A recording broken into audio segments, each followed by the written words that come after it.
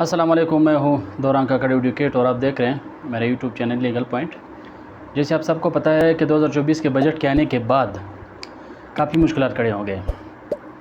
एक साइड से अगर फाइलर, नॉन फाइलर और ABR ने एक और कैटेगरी इसमें रख दी लेट फाइलर के नाम से, उनके ऊपर जो टैक्सेस थे वो बढ़ा दिए गए हैं। लेट फाइलर पे अपने स्लैब रख दिए तो, और जो प्रॉपर्टी के लेन देन होते हैं इस पे प्रॉपर्टी बेचने वाले पे भी टैक्स बढ़ा दिए हैं और प्रॉपर्टी लेने वाले पे टैक्स बढ़ा दिए हैं। तो हर तरफ मुश्किलात हो रही है और लोग इससे काफ़ी टेंशन में हैं।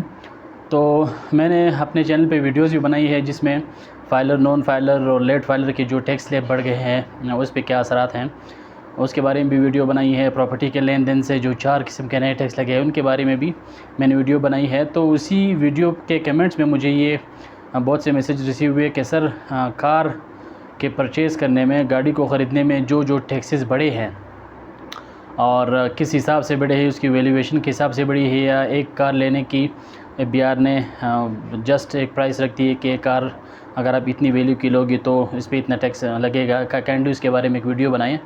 तो इसके बाद मैंने सोचा कि आज एक वीडियो बनाऊं जिसमें बताऊं कि कार एक नई गाड़ी परचेज़ करने के बाद आपको किस वैल्यूएशन के हिसाब से कितना टैक्स पे करने पड़ेगा ABR को। तो एक इंटरेस्टिंग और दिलचस्प टॉपिक है, इसको एंड तक ज़रूर देखें ताकि आपको पता लगे कि कौन सी गाड़ी पे और इंजन कैपेसिटी के हिसाब से टैक्स बढ़ा है। तो टॉपिक पे जाने से पहले अगर आप मेरे यूट्यूब चैनल पे नए हैं, आपने अभी तक सब्सक्राइब नहीं किया तो काइंडली सब्सक्राइब करें ताकि इसी तरह दिलचस्प और मेन वीडियोस मेरे चैनल पे आते रहें और उसकी नोटिफिकेशन आपको बर वक्त मिलता रहे। तो वक्त ज़ाय किए बगैर चलते हैं टॉपिक की तरफ।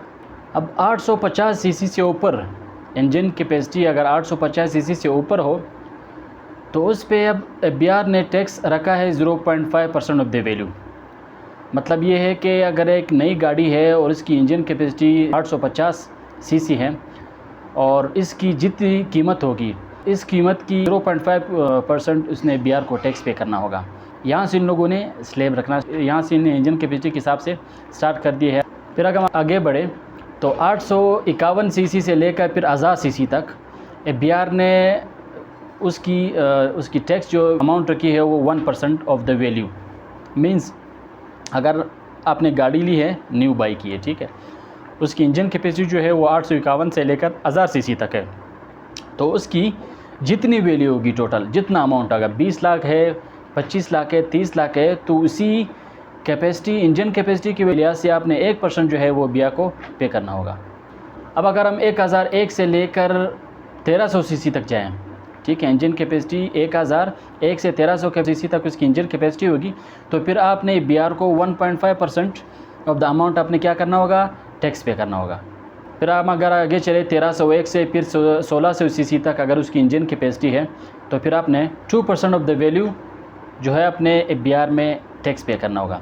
ये जितने स्लैब मैं बताता जा रहा हूँ इस आपको स्क्रीन पे आपको दिखाई भी देगा कि इसकी जितना इसकी इंजन कैपेसिटी है जितने हिसाब से फिर उस पर वैल्यूएशन के हिसाब से उस पर टैक्स ABR ने रखा है। ये आप स्क्रीन को आपको देखता हुआ नज़र आएगा, आप उसको नोट करते जाइएगा ताकि फिर आपके लिए बवक्त ज़रूरत आपके काम आ सके। अब अगर हम और आगे बढ़े 1601 सीसी से लेकर फिर 1800 सीसी तक 3% टैक्स उसकी वैल्यूएशन के हिसाब से रेट रख दिया ABR ने कि इतना अगर आपकी इंजन कैपेसिटी होगी और आपने न्यू कार बाई की है तो फिर आपने ABR को इतना % जो बताया गया है आपने पे करना होगा टैक्स कीमत में। अगर आगे बढ़े 1800 से लेकर फिर 2000 सीसी अगर इंजन कैपेसिटी है तो उस पर आपने 5% पे करना होगा ABR को।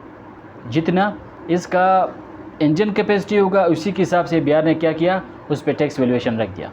अब अगर गाड़ी की जो इंजन कैपेसिटी वो ज़्यादा है, फिर 2001 से लेकर फिर 2500 सीसी तक, उसी लिहाज से उन लोगों ने इस पर 7% टैक्स रख दिया ABR ने। अगर हम आगे और बढ़े तो 2501 से सीसी से लेकर फिर 3000 सीसी तक इस पे ABR ने 9% टैक्स रख दिया। मीन्स ABR ने क्या किया, स्लैब चूज़ कर दिए, स्लैब बना दिए कि 850 सीसी से लेकर फिर अगर आप 3000 सीसी तक गाड़ी ख़रीदते हैं जितना वैल्यू उसका होगा उसी हिसाब से जो कैपेसिटी जो इंजन की कैपेसिटी होगी इसी हिसाब से उन लोगों ने क्या किया, स्लैब बना दिए और नीचे आते गए और स्लैब बढ़ाते गए। जितना आपका इंजन की कैपेसिटी बढ़ती जाएगी उसी हिसाब से टैक्स के अमाउंट में भी इजाफा होता रहेगा।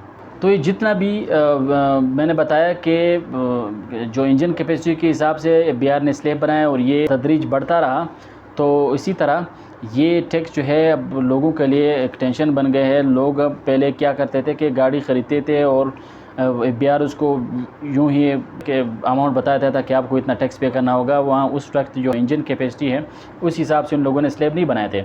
तो अब जब गाड़ी है ऐसी चीज़ है जो ज़रूरत की चीज़ है, लोग उन पर इस्तेमाल करते हैं, उनको अपनी डेली रूटीन के हिसाब से उनको बहुत ज़रूरत पड़ जाती है। अब यहाँ पे तो जब एक बंदा गाड़ी ख़रीदता है वो पहले सोचता है कि यार मैं पहले वो टैक्स के बारे में सोचता है, उसके बाद वो गाड़ी का जो अमाउंट है उसके बारे में वो सोचता है। तो इसलिए लोग परेशान काफ़ी हो गए 2024 के बजट के अनाउंस होने के बाद। तो परेशानियां जो है वो सिर्फ गाड़ी की टैक्स में इजाफे की वजह से नहीं, इसमें प्रॉपर्टी के हवाले से भी मैंने वीडियो बनाई, इस पर बहुत टैक्स बढ़ा है, और साथ में फाइलर नॉन फाइलर पे और लेट फाइलर पे जो है उन लोगों ने टैक्स बढ़ाया इसके हिसाब से, और बहुत से मसले बढ़े हैं। कारोबारी हज़रात भी परेशान है कि उनको मजबूर किया जा रहा है कि आप क्या करें, इंडियन नंबर बनाए, फाइलर बने। तो बिहार ने एक प्लानिंग के साथ जो 2024 के टैक्स में कंप्लीट हर चीज़ पे उन लोगों ने टैक्स की वैल्यूएशन और स्लैब बना दिए और लोगों को जो है इसके पाबंद किया कि आप फाइलर बने। और एक लिहाज से फाइलर का फ़ायदा भी है, क्योंकि जितना भी टैक्स आप जहाँ जहाँ पे करते हैं वो आप क्या करते हैं फिर एडजस्ट कर लेते हैं। जब आप अपना टैक्स रिटर्न सबमिट करते हैं साल के, तो उसमें आप क्या करते हैं वो एडजस्ट हो जाता है। नॉन फाइलर के लिए मसला है कि वो फिर एडजस्ट नहीं हो पाता, वो उसके लिए लॉस में चलता रहता है। तो इंशाल्लाह इसी तरह दिलचस्प और इंटरेस्टिंग टॉपिक के साथ आपके साथ फिर मुलाकात होगी। तब तक के लिए आप अपना ख्याल रखें। अल्लाह हाफ़िज़।